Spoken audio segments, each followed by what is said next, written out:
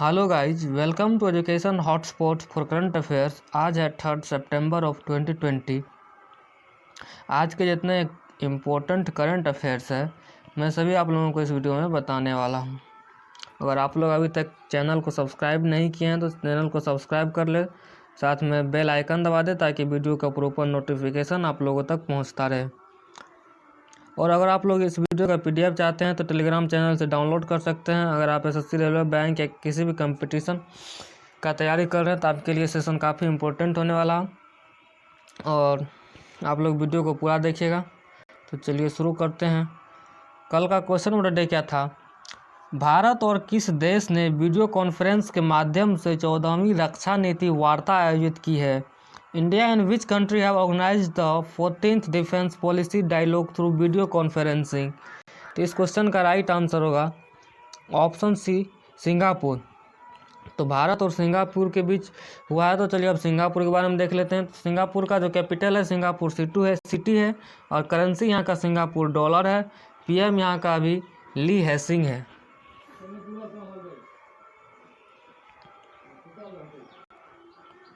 PM यहाँ का ली हेसिंग है। चलिए आज का पहला क्वेश्चन देखते हैं। हाल ही में इंडियन आर्मी ने ब्लैक टॉप पोस्ट पर से किस देश के कैमरे और इक्विपमेंट को उखाड़ फेंका है? Recently the Indian army has uprooted the cameras and equipment of which country from the black top post? इस क्वेश्चन का राइट आंसर होगा ऑप्शन सी, चाइना। तो चलिए अब देख लेते हैं। ये देखिए, यह है कश्मीर का मैप और ब्लैक टॉप लेक जो है, सॉरी ब्लैक टॉप पोस्ट जो है ये पेंगोंग लेक है। यहाँ है पेंगोंग लेक, इसी के सदर्न वाला रीजन में ब्लैक टॉप पोस्ट है। तो यहीं पे चाइनीज़ मिलिट्री ने अपना कैमरा और इक्विपमेंट लगा दिया था, तो उसी को इंडियन आर्मी द्वारा उखाड़ के फेंक दिया गया है। तो चलिए अब अगला देखते हैं। हाल ही में किस देश ने नाटो की तरह क्वाड डिफेंस पैक्ट का प्रस्ताव रखा? Which country recently proposed a quad defence pact like NATO, लेकिन नॉर्थ अटलांटिक ट्रीटी ऑर्गेनाइजेशन। तो नाटो की तरह डिफेंस पैक्ट रखा है, USA के द्वारा रखा गया ऐसा प्रस्ताव। तो अब क्वाड डिफेंस पैक्ट का प्रस्ताव रखा गया है, तो अब क्वाड के बारे में देख लेते हैं। क्वाड का मेंबर जो है इंडिया, ऑस्ट्रेलिया, USA और यहाँ पे जापान, 4 कंट्री है जो कि क्वाड का मेंबर है। क्वाड का फुल फॉर्म होता है क्वाड्रिलेटरल सिक्योरिटी डायलॉग, इसको QSD भी बोला जाता है, क्वाड्रिलेटरल सिक्योरिटी डायलॉग। इसका मेंबरशिप तो बता ही दिए, 4 कंट्री इंडिया, जापान, ऑस्ट्रेलिया और अमेरिका के पास है। और इसको 2007 में जापान के प्राइम मिनिस्टर शिंजो अबे के द्वारा इनिशिएट किया गया था। तो चलिए अब अगला देखते हैं। यहाँ देखिए, इंग्लिश प्रो ऐप किसके द्वारा लॉन्च किया गया है? तो इंग्लिश प्रो ऐप जो है ministry of education Ramesh Pokhriyal Nishank के द्वारा किया गया है। यूनियन मिनिस्टर ऑफ एजुकेशन है रमेश पोखरियाल निशंक, तो उसी के द्वारा इंग्लिश प्रो ऐप का लॉन्च किया गया है। और इसको जो है डेवलप किया गया है EFLU के द्वारा डेवलप किया गया था। EFLU का फुल फॉर्म देख लेते हैं। EFLU का फुल फॉर्म होता है English and foreign language university, जो कि हैदराबाद में है। हिंदुस्तान शिपयार्ड लिमिटेड के नए CMD किसे नियुक्त किया गया है? तो इस क्वेश्चन का राइट आंसर होगा ऑप्शन डी, हेमंत काठरी। तो ये देखिए इमेज में हेमंत काठरी जी को। और हिंदुस्तान शिपयार्ड लिमिटेड जो है इसका फॉर्मेशन 21 जून 1941 को हुआ था। हेडक्वार्टर्स इसका विशाखापट्टनम आंध्र प्रदेश में है और CMD तभी हेमंत काठरी जी नियुक्त हुए हैं और ऑनर जो इसका भी गवर्नमेंट ऑफ इंडिया है। हाल ही में बजाज एलियांज लाइफ ने अपना ब्रांड एम्बेसडर किसे नामित किया है? तो इस क्वेश्चन का राइट आंसर होगा ऑप्शन सी, आयुष्मान खुराना। तो बजाज एलियांज जो है अपना ब्रांड एम्बेसडर आयुष्मान खुराना को नियुक्त किया है। यानी कि नामित किया है। और बजाज एलियांज जो है इसका हेडक्वार्टर पुणे में है और इसका CEO भी है तरुण कफ। ऑस्ट्रेलियाई सरकार ने भारत में व्यापार दूत के रूप में किसे नियुक्त किया है? तो इस क्वेश्चन का राइट आंसर होगा ऑप्शन बी, मैथ्यू हेडेन। तो ऑस्ट्रेलियाई सरकार द्वारा ट्रेड एनवॉय के रूप में मैथ्यू हेडेन को नियुक्त किया है। 7वां क्वेश्चन है, भारत 100 मीट्रिक टन कोयला गैसीकरण का लक्ष्य डैश को प्राप्त करना चाहता है। तो इस क्वेश्चन का राइट आंसर होगा ऑप्शन डी, 2030 तक भारत 100 मीट्रिक टन कोयला गैसीकरण का लक्ष्य चाहता है। तो अब कोयला गैसीकरण का लक्ष्य चाहता है, तो कोयला गैसीकरण है क्या? तो कोयला गैसीकरण एक प्रकार का प्रक्रिया है जिसके द्वारा कोयला को सिंथेटिक गैस में परिवर्तित किया जाता है। सिंथेटिक गैस को साइन गैस भी बोला जाता है और कार्बन मोनोऑक्साइड और कार्बन डाइऑक्साइड का मिश्रण होता है। इस गैस का उपयोग जो है फर्टिलाइजर बनाने वाले एप्लीकेशन में यूज किया जाता है। अब कोयला का बात आया तो कोल मिनिस्टर भी देख लेते हैं। अभी प्रेजेंट टाइम के जो हैं कोल मिनिस्टर हैं प्रहलाद जोशी।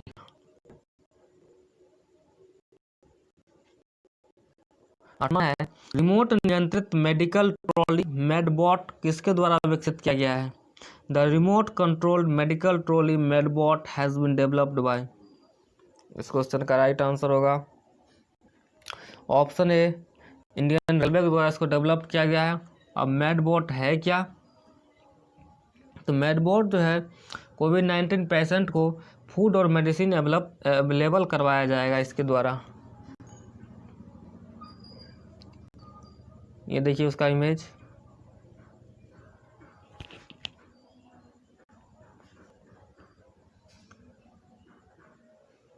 चलिए अगला है, विश्व नारियल दिवस कब मनाया जाता है?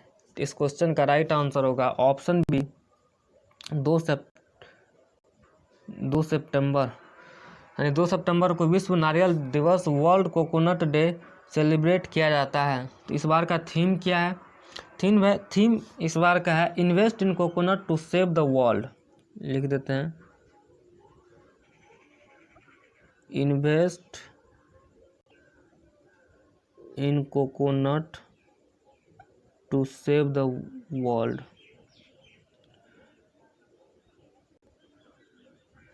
तो इस बार का जो थीम है invest in coconut to save the world. किस राज्य में भारत का पहला खिलौना विनिर्माण क्लस्टर स्थापित किया जाएगा? इस क्वेश्चन का राइट आंसर होगा ऑप्शन बी, कर्नाटका। भारत का पहला खिलौना विनिर्माण क्लस्टर जो है कर्नाटका में एस्टेब्लिश किया जाएगा। ये देखिए, तो ये देखिए मैप में कर्नाटका। तो अब कर्नाटका के बारे में देख लेते हैं। इसका फॉर्मेशन 1 नवंबर 1956 को हुआ था as a Mysore state. Capital और लार्जेस्ट डिस्ट्रिक्ट यहाँ का बेंगलोर है। डिस्ट्रिक्ट यहाँ पे 30 है। गवर्नर वजुभाई वाला है। चीफ मिनिस्टर BS येदियुरप्पा हैं। लेजिस्लेचर यहाँ का बाई कैमरल है। लेजिस्लेटिव असेंबली का 224 सीट है और लेजिस्लेटिव काउंसिल का 75 सीट है। लोकसभा का 28 सीट है। राज्यसभा का 12 सीट है। अब रिसेंट का करंट देख लेते हैं कर्नाटका का। कौशल कनेक्ट फोरम स्किल कनेक्ट योजना पोर्टल की शुरुआत जुलाई में हुआ था कर्नाटक में। वेबर सम्मान योजना की शुरुआत कर्नाटक में हुआ था। नेकर सम्मान योजना की शुरुआत कर्नाटक में हुआ था। IISc के द्वारा विकसित भारत का पहला मोबाइल RT-PCR लैब को भी कर्नाटक में लॉन्च किया गया था। अगला देखते हैं, NSO के द्वारा जारी डेटा के अनुसार भारत की GDP पहली क्वार्टर में कितने प्रतिशत सिकुड़ गई है? तो according to the data released by NSO, what percentage of India's GDP has shrunk in first quarter? तो इस क्वेश्चन का राइट आंसर होगा ऑप्शन सी, 23.9% सिकुड़ गई है। ये देखिए अभी तक का वर्स्ट परफॉर्मेंस है इंडिया के GDP ग्रोथ रेट का। चलिए 12वां क्वेश्चन अगला देखते हैं। राष्ट्रीय खेल प्रोत्साहन पुरस्कार 2020 से किसे सम्मानित किया गया है? Who has been awarded the national sport promotion award? तो इस क्वेश्चन का राइट आंसर होगा option C, Indian Navy sport control board. चलिए अगला देखिए, नंबरिंग थोड़ा सा रॉन्ग है, इसको करेक्ट कर लीजिएगा। हाल ही में भारत को कोविड-19 से लड़ने के लिए 35 करोड़ से ऋण का सहायता किस देश के द्वारा दिया गया है? Recently which country has been given a loan assistance of 35 crore to India fight कोविड-19? तो इस क्वेश्चन का राइट आंसर होगा ऑप्शन डी, जापान। तो जापान के द्वारा अभी इंडिया को 3500 करोड़ का ऋण, सॉरी यहाँ पर 3500 होगा, 35 नहीं, 3500 करोड़ का ऋण सहायता अवेलेबल कराया गया। यह जो खर्च किया जाएगा हॉस्पिटल इक्विपमेंट डेवलप करने में, आईसीयू डेवलप करने में और मैनेजमेंट फैसिलिटी को डेवलप करने में इसका खर्च किया जाएगा। तो चलिए अब जापान के द्वारा किया गया है, तो जापान के बारे में देखते हैं। देखिए यहाँ मैप में जो है ये रहा जापान, यहाँ पे। तो जापान का कैपिटल और लार्जेस्ट सिटी जो है टोक्यो है। करेंसी यहाँ का जापानीज येन है। एम्परर यहाँ का नारुहितो है। प्राइम मिनिस्टर तभी शिंजो एबे थे, जो कि रिजाइन दे दिए हैं हेल्थ इशू की वजह से, तो अभी वैकेट है। तो अब देखते हैं कौन बनता है आने वाले दिनों में। लेजिस्लेचर यहाँ का नेशनल डाइट, यानी कि डाइट यहाँ के पार्लियामेंट को कहा जाता है। देखिए काफ़ी इंपॉर्टेंट क्वेश्चन है कि जापान के पार्लियामेंट को क्या कहा जाता है। अगला क्वेश्चन है, सुप्रीम कोर्ट ने टेलीकॉम कंपनियों को अपना एजीआर बकाया चुकाने के लिए कितने वर्षों का समय दिया है? तो इस क्वेश्चन का जो है राइट आंसर होगा ऑप्शन बी, 10 वर्ष। तो सुप्रीम कोर्ट ने जो है टेलीकॉम कंपनियों को 10 वर्ष का समय दिया गया है एजीआर चुकाने का। तो यह जो है फैसला जो है 3 जज का बेंच के द्वारा सुनाया गया, जिसको कि लीड कर रहे थे अरुण मिश्रा। यह फैसला वीडियो कॉन्फ्रेंसिंग के माध्यम से ही सुनाया गया है कि जबकि मार्च में सुप्रीम कोर्ट के द्वारा पूछा गया था टेलीकॉम कंपनियों से, तो बोला गया था कि 15 से 20 वर्षों का समय चाहिए एजीआर चुकाने के लिए हम लोगों को, लेकिन सुप्रीम कोर्ट ने 10 वर्षों का समय दिया है। तो अब एजीआर चुकाने के लिए 10 वर्षों का समय दिया गया है, तो एजीआर है क्या? तो पहले इसके बारे में देख लेते हैं। एजीआर का फुल फॉर्म होता है एडजस्ट ग्रॉस रेवेन्यू।